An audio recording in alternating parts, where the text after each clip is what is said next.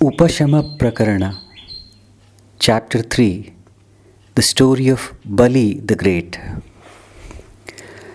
The clouds rumbled, the winds lashed at the trees, which were followed by a heavy downpour. The lightning struck, lighting up the heaven and earth. It was as if Indra, the god of rain, was eager to make up for the lost time. The river had turned earthen in color, carrying the mud from the mountains. She had gathered so much momentum as to uproot smaller trees who had unsuccessfully tried to resist her flow. As and when the rain's intensity increased, her force increased, and she wore a terrible look to frighten the people dwelling on her banks. This had happened with almost all the rivers on earth, and the suffering taught man to harness the power in water to his advantage. It is true that even today we have the phenomenon of floods in some of the rivers, but it has taught man that it is possible to harness any power, macro as well as micro. Ironically, as and when he is seemingly getting control over the external forces like water, wind, and nuclei of atoms, it appears he is losing control over his own inner forces like thought, emotions, and desires. In spite of the claims he is making over the new modes of education, it appears that all he has been able to do is to confuse himself with the load of increasing bulk of information instead of gaining more clarity. The science and technology, his proud creations, have become like the Frankenstein monster who tried to kill its own creator, as they have made man at the most into a civilized barbarian. For all he seems to be interested in is the sophistication of warfare, which he had managed with stones and other crude weapons in his caveman days. J. Krishnamurti said, "The scientific mind is precise and clear in its investigation, but it is not a compassionate mind, for it has not understood itself. The religious mind is capable of thinking precisely, not in terms of negative and positive. Therefore, that mind can hold within it the scientific mind. But the scientific mind does not contain the religious mind because it is based on time, on knowledge. It is rooted in success and achievement. The religious mind is the real revolutionary mind. It is not a reaction to what has been. The religious mind is the only mind that can respond totally to the present challenge and to all challenges at all times." One has to be careful not to confuse the religious mind mentioned by Krishnamurti to be that mind which is rooted in beliefs and rituals. He has very crisply clarified it as the mind that goes into itself. That is, the mind which is capable of observing its own activities. There is so much objectivity that one is able to observe even the observer. This has been called the Antarmukhata by Vedanta. Krishnamurti predicted that only these two, scientific and religious, minds could survive in future. But unless the scientific mind becomes an non-inclusive mind, it can and does create only Frankensteins to bring about an imminent destruction and catastrophe to the earth. And religious mind is an all-inclusive mind. He was hinting that for the good of mankind, it is very necessary, if not mandatory, to develop and nurture the religious mind. An incident from the life of a saint illustrates the readiness of the religious mind to respond to challenge. He was an old man, a sannyasin, visiting Jaipur, and was being seen off at the railway station by his devotees. Just when the train started moving, one of the devotees pressed a small bag into his hand. When the train picked up speed, the old sannyasini opened the bag to find it filled with currency notes. Being of childlike nature, he started counting them. It was a first-class compartment with only one other passenger, a young British lady. No one knows how the greed got better of her. But she said that if he did not hand over the bag, she would shout that he had tried to molest her. The Swamiji just looked at her blankly and made a sign that he was hard of hearing and she better put it in writing. The lady did just that. Taking the note in his hand, the Swami smilingly addressed the lady, "Now you can shout." Analyzing our actions, we find that most of them are only reactions to our own impressions, opinions, and obsessions about the situations or people, and seldom responses to the real situations and the people. This is because the mind is governed by the judgment and prejudices, forgetting that each situation and person is unique and is never a repetition. And the mind is necessarily so, as it can only function only as a receptor of external information, as an analyzer governed as well as colored by the memories of past experiences under the supervision of I. In this sense, most of us transact only with the image of the person and seldom to the person directly, as observed by J. Krishnamurti. How does one become a victim to such wrong notions? In his most popular and monumental Prakarana Grantha, the explanatory scripture entitled Viveka Chudamani, Acharya Shankara points out Maya, or the nescience, to be: Maya is also called the unmanifest and is the power of the Lord. It is without beginning, comprising of the three gunas, and is superior to its effects. It is to be inferred only by one who has a clear intellect from the effects it produces. It is this avidya which projects the entire universe. Avyaktanamni paramesha shakti anadya vidya trigunatmika para karyanumeya sudhiyaiva maya yaya jagat sarvamidam prasuyate. One of the powers of the ultimate reality is the power to delude itself. This has been called Maya and is of the nature of deep sleep, where one is in a state of I do not know, which falls under the influence of the three gunas, tamas, rajas, and sattva. The Acharya then goes on to describe the nature and effects of the three gunas. He describes tamas as Esha vrittirnama tamo gunasya shaktiryaya vastvavabhasate jnata saisha nidanam purushasya samsrite vikshepa shakte pravanasya hetuhu. Avriti, the veiling power, is the power of tamas, which makes things appear to be other than what they really are. It causes man's repeated births, initiating the action of vikshepa, the projecting power.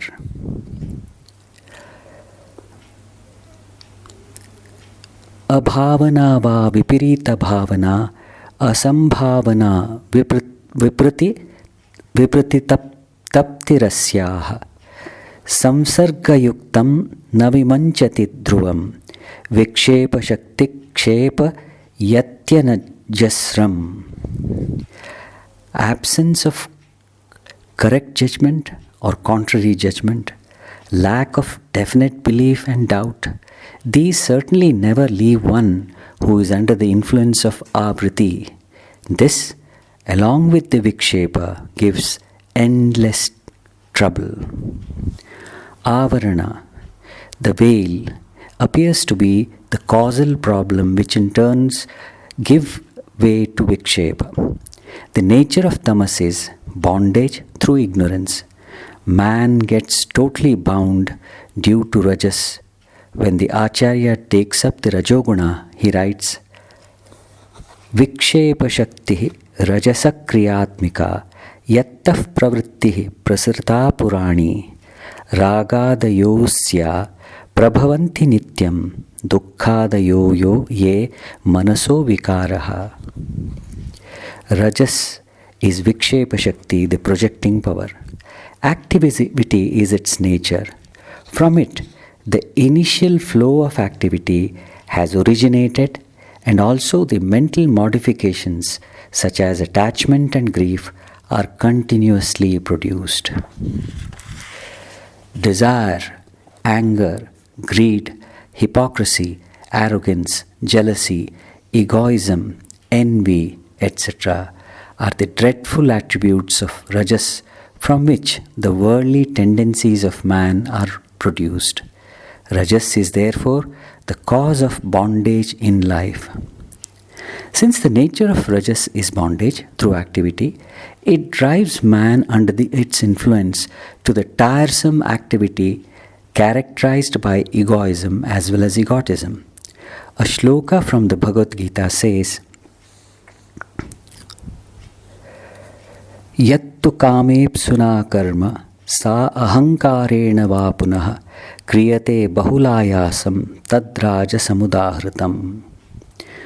While the same work, the third guna sattva has been described by the Acharya as Sattvam Vishuddham Jalavat Tathapi Tabhyam Militva Saranaya Kalpate Yattatma Bimbaha Pratibimbatah Samprakasha Yatyarkya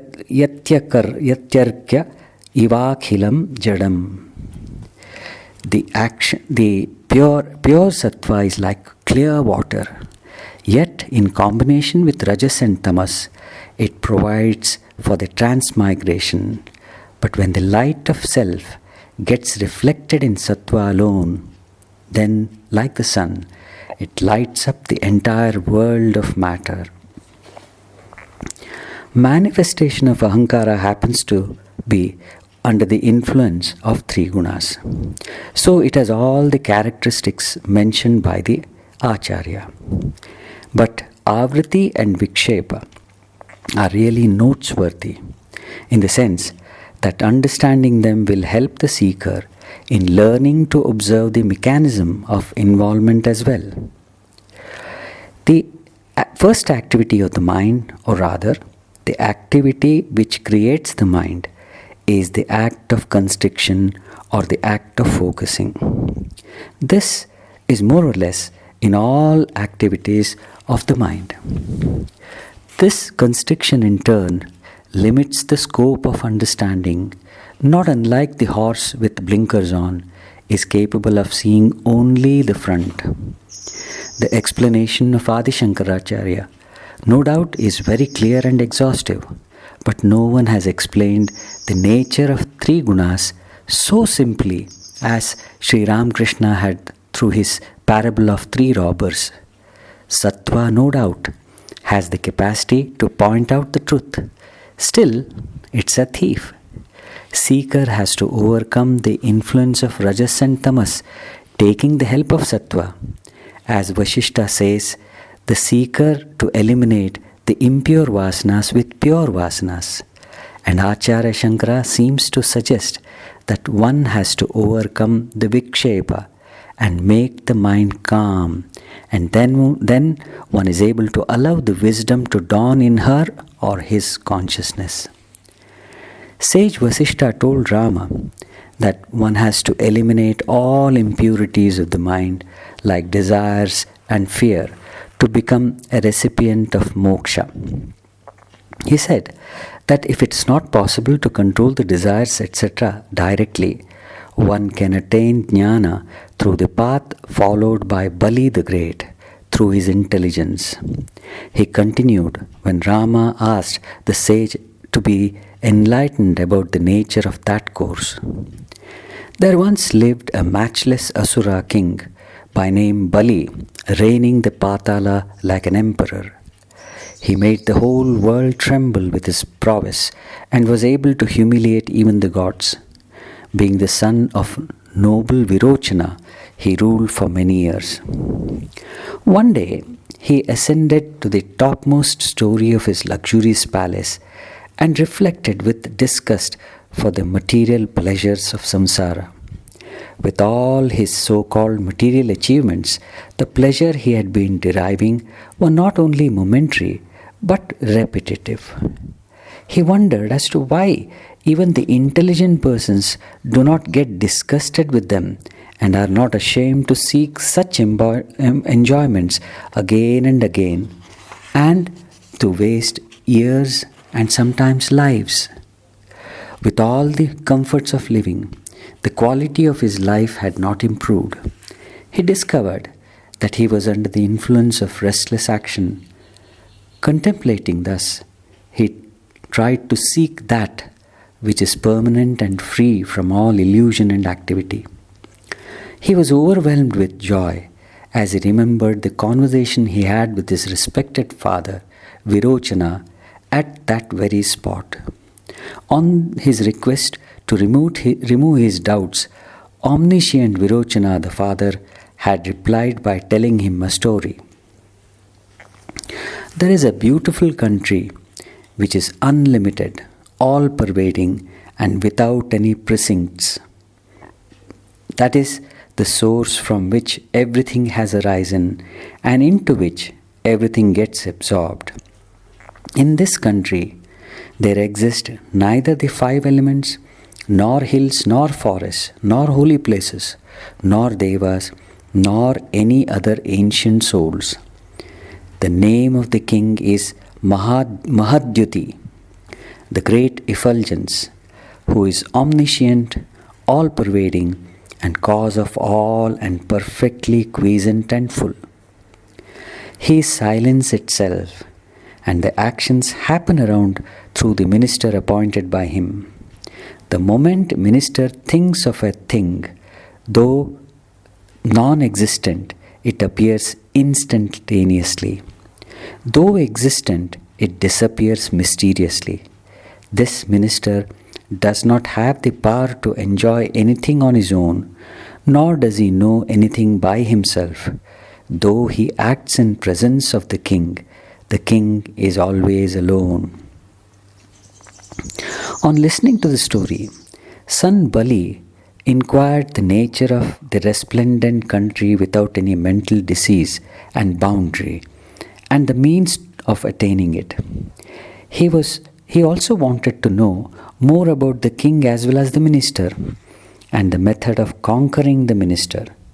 Father Virochana replied happily that the minister is almost invincible to any outside force and could only be controlled through the king.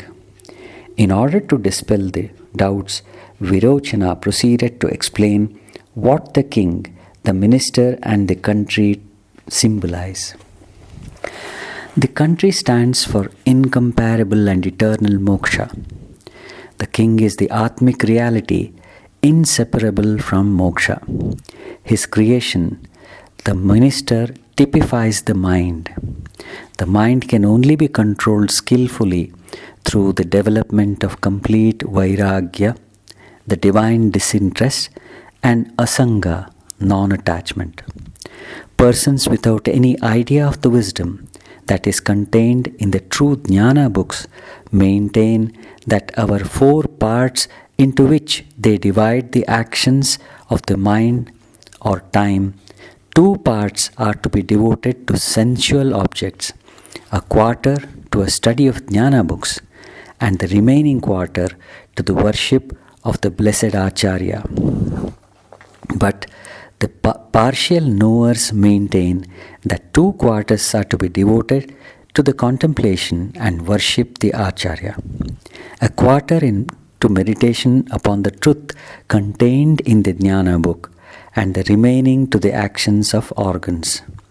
Both these classes affirm that jnana will prevail on such persons treading as they suggest, while the third class, who are full jnana, affirm that moksha is easily attained by those who devote the four parts to the four purposes of study of jnana books of akamata or desirelessness, of self-cognition, and path of worship of acharyas.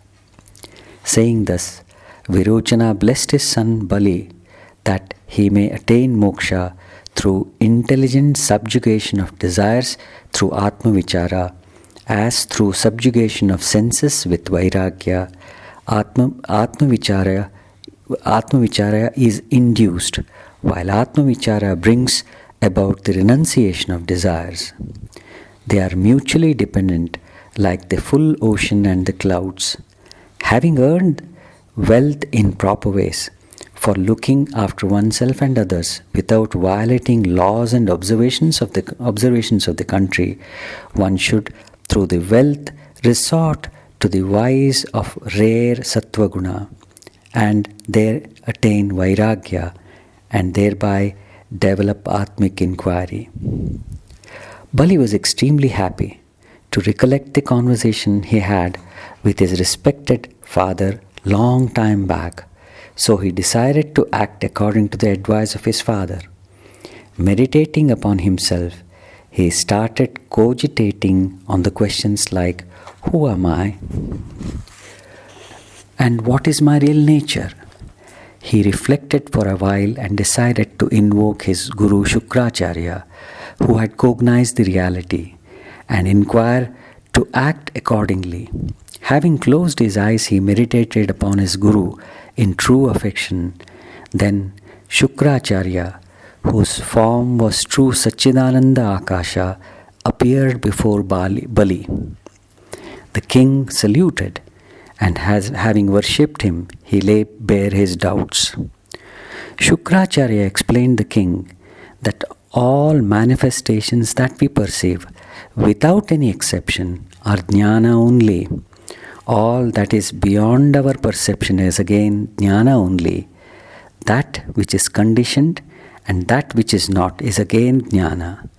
The one who is asking the doubt, that is King Bali, and the one who is clarifying the doubt, Shukracharya, are jnana. The whole universe is nothing but jnana. This truth can be cognized when the mind is without any modifications. After initiating Bali thus, the Acharya withdrew. Listening to the potent advice of the Acharya, Bali fell into a state of deep vichara. With the mind directed inwards, it transcended the body, mind, and intellect to behold the reality within. With that vision, he looked outside. He experienced that everything there is only a manifestation of the same reality. And then he really understood the words of Shukracharya. Remaining in that state for a while, he passed into Nirvikalpa Samadhi. While Bali was in this state, his courtiers in search of their king reached the topmost story of the palace. Finding him in Nirvikalpa Samadhi, they waited a long time for him to come to the normal state. When Bali finally did, he started performing his duty without any egoism or egotism. Having that pure vision, he was never disturbed in any adverse situation or amidst pleasure or pain. In spite of the unlimited armies of good and bad thoughts crossing his mind, he was established totally at the center, the primal cause of all. Concluding the story, the sage urged Rama to be established in reality and thus control the seemingly rebellious mind.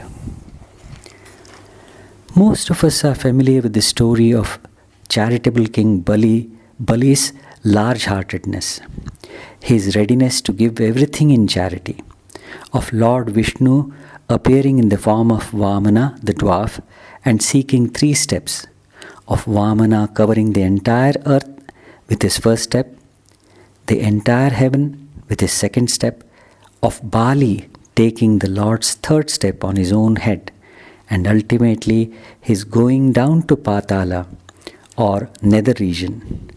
Vamana has been considered to be an avatara, the manifestation of the reality for saving the good and fighting the evil.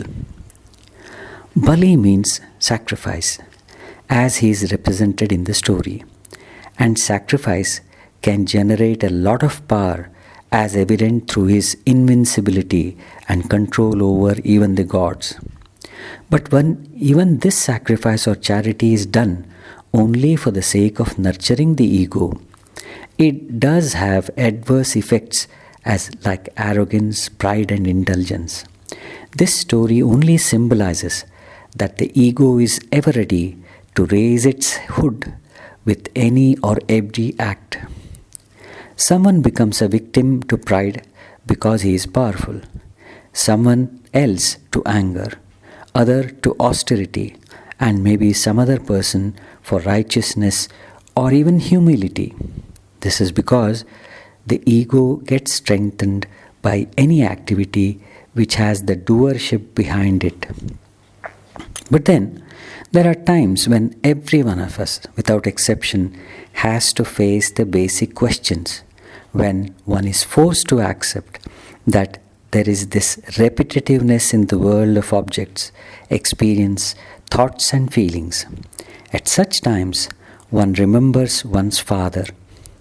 In Bali's case, it was Virochana, which means the sun, the moon, as well as the Agni, or in general, the light principle, which helps one to see, and in case of a seeker, it is Antarmukhata.